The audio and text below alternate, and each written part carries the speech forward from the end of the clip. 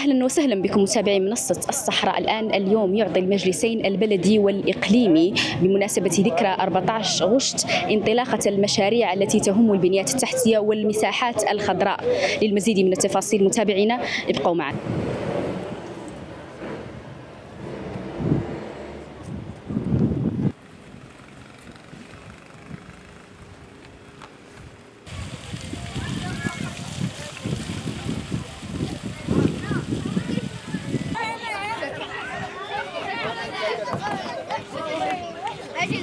هذا لا ميزون سيرفيس ديال الكارتي اصلا من هذا الفنان ديال الحي الحسني وايضا الحي الرحمه.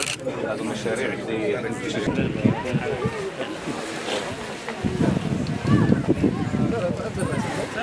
تقليدا لذكرى 45 لاسترجاع اقليم وادي الذهب، تم اليوم تدشين واعطاء انطلاقه مجموعه من المشاريع بالتنسيق مع المجلس الاقليمي لوادي الذهب، وفي اطار برنامج التنموي للاقاليم الجنوبيه تم تدشين ساحتين عموميتين، ساحه المسيره الخضراء وايضا ساحه الحسن الثاني، اللي تمت اعاده تاهيل والتهيئه ديالهم بمجموعه من المرافق. وايضا في اطار برنامج عمل ديال جماعة الداخلة تم إعطاء الانطلاقة مجموعة من المشاريع المهمة اللي كتستلامس حاجيات الساكنة مباشرة، بداية من ملاعب القرب اللي تم إنشاء 10 ملاعب القرب بكل أحياء المدينة، الشطر الشمالي وسط المدينة والشطر الجنوبي، إعادة تأهيل الساحة العمومية المتواجدة بحي الوحدة، إعطاء الانطلاقة لإعادة تأهيل شبكة الإنارة العمومية، وأيضا من أهم المشاريع اللي تم إعطاء الانطلاقة ديالها اليوم وهو مشروع إعادة تأهيل سوق الجملة. هذا السوق اللي هي لامس القدرة الشرائية للمواطنين بشكل مباشر، يعني لا ينقص من ثمن تسوق ساكنة لكل ما هو خضر وفواكه، وأيضا له يعاون في إطار التنافسية، وهو مشروع اللي منجز إطار شراكة مع وزارة الفلاحة وفق أيضا المعايير التي حددتها الوزارة المعنية. يعني هذه مجموعة من مشاريع شموليه واللي تلامس الساكنه، وهي جايه في اطار تخليد ساكنه اقليم وادي الذهب لهذه الذكرى العزيزه على كل المغاربه. تزامنا مع الاحتفالات الشعب المغربي المخلده لذكرى عيد العرش المجيد، تربع صاحب الجلاله على عرش اسلافه الميامين، والذكرى 45 لاسترجاع اقليم وادي الذهب. بهذه المناسبه السعيده نحيي كساكنه اقليم وادي الذهب، نتقدم بأحر التبريكات والتهاني إلى السدة العالية بالله في هذه المناسبة الغالية. وتزامنا مع هذه الأيام الخالدة يقدم المجلس الإقليمي لوادي الذهب بشراكة مع جماعة الداخلة إلى إعطاء انطلاقة الفعلية لمجموعة من المشاريع التي تخص تأهيل وتنمية البنية التحتية بمدينة الداخلة على وجه الخصوص.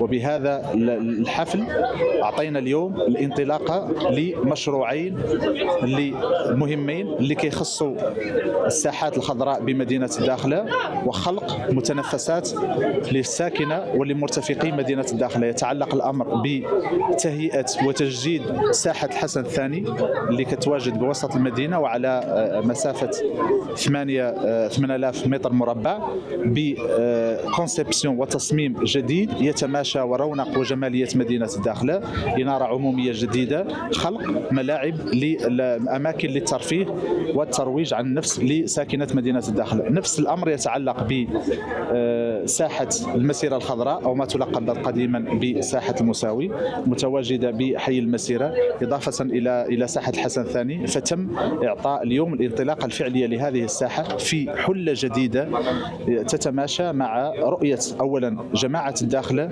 لتهيئة المناطق الخضراء، إضافة إلى أنها كتلعب دور مهم كمتنفس للساكنة.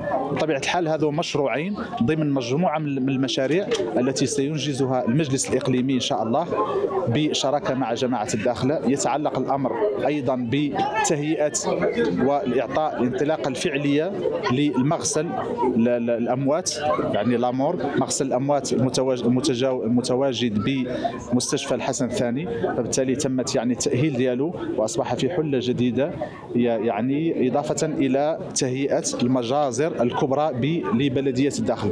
طبيعة الحال هذه المشاريع كلها تأتي في إطار تحديث وتأهيل البنيات التحتية والمرافق الحيوية لمدينة الداخل.